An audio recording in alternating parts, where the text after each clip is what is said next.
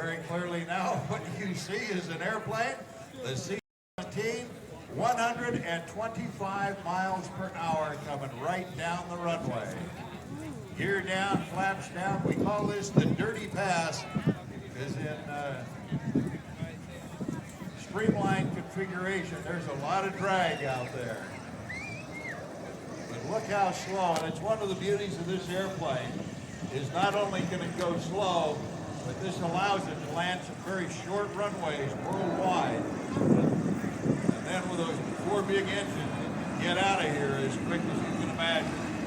What a marvelous flying machine built by Lockheed.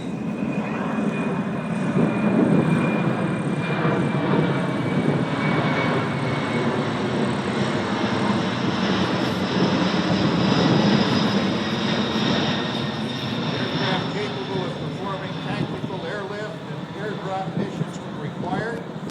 Inherent flexibility and performance of the C-17 improves the ability of the total airlift system to fulfill the worldwide air mobility